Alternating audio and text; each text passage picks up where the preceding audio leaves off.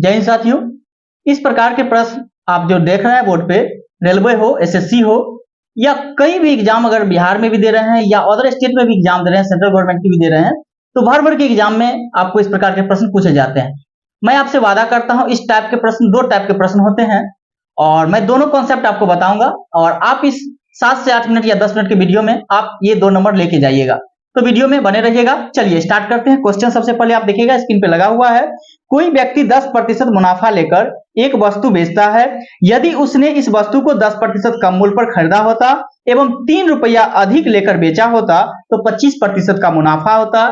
तो क्रय मूल्य आप बताइए। देखिएगा, सबसे पहले अगर हम बात करते हैं क्रय मूल्य, यानी क्रय मूल्य क्या होती है, कहेंगे किसी भी वस्तु को खरीदें वो आपका क्रय मूल्य कहलाता है। विक्रय मूल्य क्या होती है, तो किसी भी वस्तु को जब आप बेच दिए उसे ही विक्रय मूल्य कहते हैं। यानी सीपी की बात करें तो कॉस्ट प्राइस हो जाएगा ना, एसपी की बात करें तो सेलिंग प्राइस हो जाएगा। अगर हम किसी वस्तु को 10% मुनाफा लेकर क्या करते हैं तो बेच रहे हैं, इसका मतलब हम वस्तु को खरीदे कितना में होंगे, 100 में, और बेचे कितना में, तो कहेंगे सर 10% एक्स्ट्रा में बेचे हैं, तो यानी 110 रुपया में आप वस्तु को क्या किए तो बेच दिए।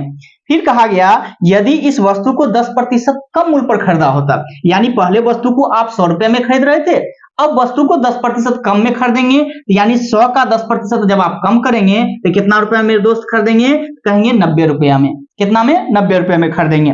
तो कह रहा है तो 3 रुपया अधिक लेकर बेचा होता तो 25% का मुनाफा होता। अब देखिए 90 पर 25% का अगर हम करते हैं, जो मुनाफा कमा रहे हैं, तो विक्रय मूल्य कितना हो जाएगा, तो फिर क्या करना होगा, 90 का क्या निकालना होगा, तो कहेंगे 25% आपका। तो यहां से आप निकाले डायरेक्ट सेलिंग प्राइस की बात करेंगे तो 25% का मुनाफा कमा रहा है ना, यानी कि क्या हो जाएगा मेरे दोस्त, 125/100। ये क्या हुआ, तो सेलिंग प्राइस हुआ। तो यहां से जब आप निकालिएगा, इसको कट करिएगा तो 5 में और इसको करिएगा तो 4 में, 9×5 = 45, यानी कितना हो जाएगा 445/2। इसका मतलब यहां से निकालिएगा तो क्या हो जाएगा, इसको जब आप कट करिएगा तो कितना हो जाएगा, 22 दूना 44 और फिर 2 दूना 4 और ये फिर क्या हो जाएगा 5 दूना 10, यानी कितना हो गया, तो आप कहेंगे 222.5 रुपीज। इसको हटा देते हैं ना। तो देखिए अब सेलिंग प्राइस जो आपका बन गया वो कितना बन गया, तो कहेंगे 200 नहीं मेरे दोस्त, गलत है शायद, ये 1 सेकंड, यानी 90 का 25% करना है ना, तो यानी कि 125/100 हो जाएगा। यहां से 5 और यहां से 4 ही होगा ना, 9×5 = 45, 450 को आप 4 से भाग दीजिएगा ना कि 2 से दीजिएगा। तो यहां से जब आप निकालिएगा तो 4×1 क्या हो जाएगा, फिर 4 दूना 8 और 5 दूना 10, यानी 112.5 हो जाएगा। 112.5 रुपीज में आप क्या किए हैं, वस्तु को तो बेच दिए हैं। यहां से जब आप निकालिएगा 112.5 रुपए में वस्तु को क्या किए, बेच दिए, यानी आप खरीदे 90 रुपए में और बेच दिए कितना, 112.5 रुपीज में। तो यहां से क्वेश्चन में देखिएगा, जब इस प्रकार की काम को आप करते हैं तो 3 रुपया अधिक क्या होता है, तो मुनाफा होता है, यानी अधिक में बेचा गया है। देखिएगा यहां सबसे पहले अगर हम सेलिंग प्राइस की बात करते हैं तो 110 था और यहां की बात करते हैं तो 112.5 रुपीज था, यानी इसमें देखेंगे तो 2.5 क्या हुआ, यूनिट की क्या हुई, तो वृद्धि हुआ। 2.5 यूनिट जो है आपको क्वेश्चन में दे रखा है, जो कि 3 के बराबर में, कितना, 3 के बराबर में। 1 यूनिट कितना होगा मेरे दोस्त, तो कहेंगे 3/2.5 हो जाएगा।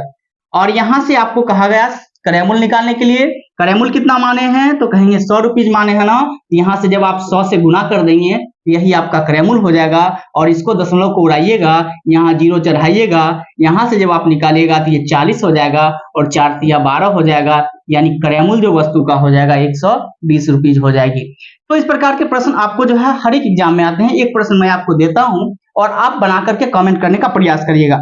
चलिए आपका प्रश्न है, देखिएगा ऊपर में लगा देते हैं। एक वस्तु को 12% लाभ पर बेचा जाता है, यदि 10%, हालांकि एक प्रश्न और मैं बता ही देता हूं, बाद में आप एक प्रश्न को बनाने का प्रयास करिएगा। चलिए एक प्रश्न मैं बताता हूं फिर से, देखिएगा, ध्यान देना है। ये प्रश्न क्या है, एक वस्तु को 12% लाभ पर बेचा जाता है, यदि 10% कम में खरीदा होता और 5.75 ज्यादा में बेचा होता तो 30% का लाभ होता, तो वस्तु का क्रय मूल्य क्या होगा, ध्यान देना है। कहा गया 12% के लाभ पे वस्तु को बेच दिए। इसका मतलब जब आपने 100 रुपए में किसी वस्तु को खरीदे तो बेचने की बारी आई तो आप 112 रुपए में उस वस्तु को बेच दिए। फिर क्या कहा गया, 10% कम में खरीदा होता, यानी पहले 100 रुपए में खरीद रहे थे क्रय मूल्य, अब जो खरीदेंगे वो 90 रुपए में खरीदेंगे और इस पे क्या करना है, तो 30% लाभ करना है। तो इस पर हम 30% जब लाभ निकालेंगे तो कहेंगे 130/100 हो जाएगा। ये 0 से 0 क्या हो जाएगा, कट जाएगी। जब यहां से गुना करिएगा तो सेलिंग प्राइस हो जाएगा कितना, तो कहेंगे 117 हो जाएगा। कितना हो जाएगा मेरे दोस्त, 117 हो जाएगा ना। तो यहां से अगर हम बात करते हैं, पहले सेलिंग प्राइस आपका 112 रुपीज था, अब सेलिंग प्राइस आपका 117 रुपया है।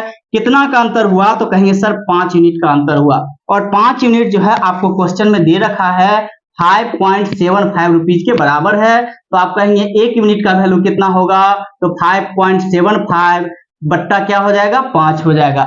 आपसे पूछा गया है वस्तु का क्रय मूल्य क्या होगा, तो क्रय मूल्य मैंने क्या माना था 100 रुपया, तो 100 से क्या करना होगा, गुना करना होगा। यहाँ दशमलव से उड़ाएंगे तो नीचे क्या होगा, 2 जीरो आके बैठ जाएगा। ये 2 जीरो से 2 जीरो कट गया। जब इसको आप कट करने का प्रयास करिएगा तो 5 एकम 5, 5 एकम 5, 5 एकम 25, यानी वस्तु का जो आपका क्रय मूल्य बन गया वो 115 रुपए बन गया। और यही इसका आंसर है। एक प्रश्न मैं ऐसा आपको लगा दूंगा और आप जो है उसको बना करके कमेंट करने का प्रयास करिएगा, बताइएगा इसका राइट आंसर क्या होगा। चलिए अब क्या होता है, दूसरे टाइप का जो है प्रश्न में हम देखते हैं। इसी टाइप में जो है आपका दूसरा आएगा, दूसरा टाइप है। इसी प्रश्न में जो है आपको दूसरे टाइप का प्रश्न मिलेंगे। देखिए कैसे है, क्वेश्चन है एक वस्तु को 20% लाभ पर बेचा गया, यदि क्रय मूल्य एवं विक्रय मूल्य में दोनों में 20 रुपया की कमी कर दिया गया। यहाँ पे क्या किया, रुपया में कमी कर दिया गया, तो लाभ प्रतिशत पहले से 10% ज्यादा हुई। तो वस्तु का आपका क्या करना है, तो क्रय मूल्य निकालना है, ध्यान देना है। इस क्वेश्चन को आप ध्यान दीजिएगा, बहुत अच्छा से ध्यान दीजिएगा, ध्यान देना है। क्वेश्चन में कहा गया 20 एक वस्तु को 20% लाभ पे बेचे हैं, तो यानी इसका मतलब आप किसी वस्तु को 100 में खरीदे होंगे और 20% का लाभ पे बेचने का मतलब 120 रुपया में आप वस्तु को बेच दिए हैं। ये चीज ठीक है। क्वेश्चन में फिर कहा देखिएगा, अगर हम किसी वस्तु को 100 रुपया में खरीदे, हालांकि एक्चुअल वैल्यू दिया नहीं गया ना, हम मान लिए 100 रुपया में खरीदे और 120 रुपया में हम वस्तु को बेच दिए। अगर इसके साथ एक्स लगा देते हैं, इसके साथ एक्स लगा देते हैं, तो मान में कोई फर्क नहीं आएगी, क्योंकि रेशियो में ये दोनों क्या हो जाएगी, एक्स एक्स कट जाएगा, तो आपका कोई फर्क नहीं पड़ने वाला है। क्वेश्चन में क्या कहा गया, तो ये आपका कॉस्ट प्राइस हो गया और ये आपका सेलिंग प्राइस हो गया। क्वेश्चन में कहा दोनों मूल्य में 20 रुपए की कमी कर दिया गया। यानी अगर हम बात करें सीपी और बात करें एसपी, तो सीपी आपका दिया गया था 100x और एसपी आपका दिया गया है 120x। दोनों में क्या किया गया, 20 रुपया कमी, यानी क्रय मूल्य में भी 20 रुपया की कमी कर दिए और आप विक्रय मूल्य में भी 20 रुपया की कमी कर दिए। इस प्रकार से जब आप कमी किए हैं तो पहले से ज्यादा 10 रुपया आप लाभ कमा रहे हैं। यानी अगर हम पहले की बात करें तो लाभ आप कितना का कमा रहे थे, तो 20% का लाभ कमा रहे थे। अब कितना का लाभ कमाइएगा, तो 10% ज्यादा, यानी कि 20 पहले और 10 अब, यानी टोटल जो आप लाभ कमाइएगा वो 20 न होकर के 30% कमाइएगा। कब लाभ कमाएंगे, जब वस्तु को बेचेंगे तो विक्रय मूल्य नीचे में है, तो आप 30% का लाभ कमाने का मतलब 130 हो जाएगा और ऊपर में क्रय मूल्य की बात करेंगे तो 100 हो जाएगा। यहां से आप कट कर देंगे तो 0 से 0 कट गया। जब इधर क्रॉस गुना करेंगे तो ये क्या हो जाएगी, कहेंगे 1300x हो जाएगा ना, माइनस 13 दूना कितना हो जाएगा, 26,260 बराबर क्या हो जाएगा, तो 1200x हो जाएगा और माइनस क्या हो जाएगा मेरे दोस्त, तो 200 हो जाएगा। जब यहां से इन चीजों को लाइएगा इधर तो क्या हो जाएगा, माइनस में हो जाएगा, यानी 1300x माइनस कितना हो जाएगा, 1200x बराबर क्या हो जाएगी, 200, और इधर आकर के ये 260 क्या हो जाएगी, प्लस में हो जाएगी और ये 260 आपका प्लस में हो जाएगा। ये माइनस था ना, तो माइनस ही रहेगा। यहां से जब निकालेंगे तो ये 100x हो जाएगा ना, 100x बराबर अगर हम बात करें तो क्या हो जाएगा, 60 हो जाएगा। आप वस्तु का क्रय मूल्य पूछा है तो आपने वस्तु का जो क्रय मूल्य माना था वो 100x माना था, तो आप 100x का वैल्यू कितना आया, 60 रुपीज ना, तो वस्तु का क्रय मूल्य कितना, 60 रुपया। ये नहीं करना है जो आप 100 को फिर आप जो है 60 को 100 से गुना कर दे, नहीं, आपको क्रय मूल्य माने हैं आप जो है 100x, तो 100x का ही वैल्यू निकला है ना, तो आप कितना हो जाएगा, 60 हो जाएगा। यानी आपका वस्तु का क्रय मूल्य जो हो गया वो 60 रुपया हो गया। चलिए एक प्रश्न और देखते हैं इस टाइप के प्रश्न को और बनाने का प्रयास करते हैं। देखिएगा, ध्यान दीजिएगा अगला प्रश्न को।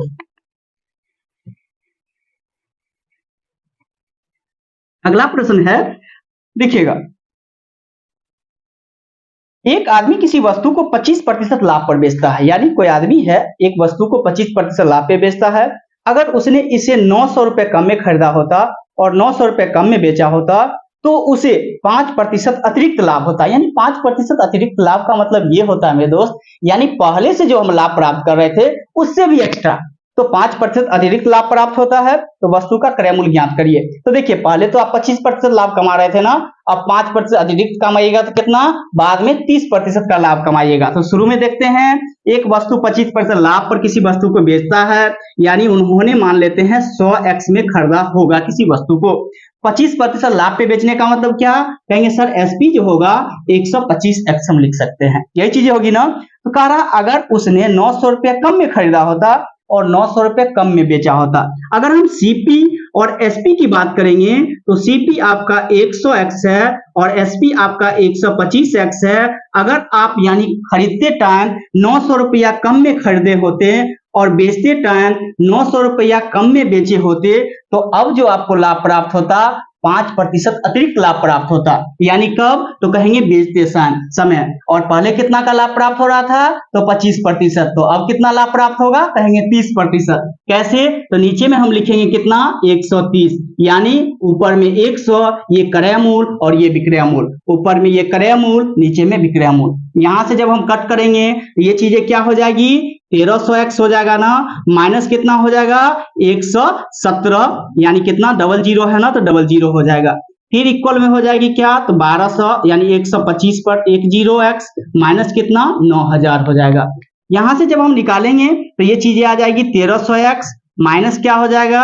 1250x बराबर कितना हो जाएगा? कहेंगे माइनस 9000, प्लस में क्या हो जाएगी इधर आकर के? कहेंगे 11700। यहां से जब हम देखेंगे तो ये कितना आ जाएगा? 50x और 50x बराबर ये कितना हो जाएगा? तो कहेंगे ये कितना हो जाएगा? तो आप कह सकते हैं 2700 हो जाएगा। देखिए 50x बराबर आपको 2700 आ गया है और आपको पूछा है वस्तु का क्रय मूल्य। तो वस्तु का क्रय मूल्य तो आप 100x माने है ना, तो या तो आप यहाँ इधर 2 से गुना कर दीजिएगा तो इधर भी 2 से गुना करना पड़ेगा ना। जब यहाँ 2 से गुना करेंगे ये 100x का वैल्यू हो जाएगा। जब इधर गुना किए हैं इधर भी 2 से गुना करेंगे ये आपका 5400 आपका टोटल आ जाएगा। या तो आप यहां से ये भी निकाल सकते हैं क्या? तो कहेंगे सर x बराबर हम निकाल सकते हैं 2700 बट्टा 50 कर सकते हैं। ये आपका जो x बराबर आ गया, हमको 100 का मान चाहिए तो 100 से गुना कर देंगे। अब यहां से निकालेंगे तो बात वही आएगी और 27 गुना आपका 5400 आ जाएगा। तो वस्तु का जो आपका क्रय मूल्य होगा वो कितना होगा मेरे दोस्त? तो 5400 वस्तु का क्रय मूल्य हो जाएगा। चलिए एक क्वेश्चन हम आपको देते हैं और एक क्वेश्चन ये आप बना करके कमेंट करने का प्रयास करिएगा। आपका क्वेश्चन है, एक वस्तु को बेचने पर एक औरत को जो है 20% लाभ कमाती है। यदि उसने इसे 1000 कम में खरीदा होता एवं 400 रुपये कम में बेचा होता तो उसे 40% का लाभ होता। वस्तु का प्रारंभिक क्रय मूल्य ज्ञात कीजिए। आप बना करके कमेंट करने का प्रयास करिए और इस प्रकार के वीडियो चाहते हैं तो जरूर कमेंट करने का प्रयास करिए, दोस्तों के पास शेयर करिए ताकि हम फिर से आकर के इस प्रकार के प्रश्न जो आपको रेलवे में होने वाले एग्जाम में पूछे जा सकते हैं हम आकर के आपको बताने का प्रयास करिए। चलिए फिर मिलते हैं, तब तक के लिए जय हिंद जय भारत।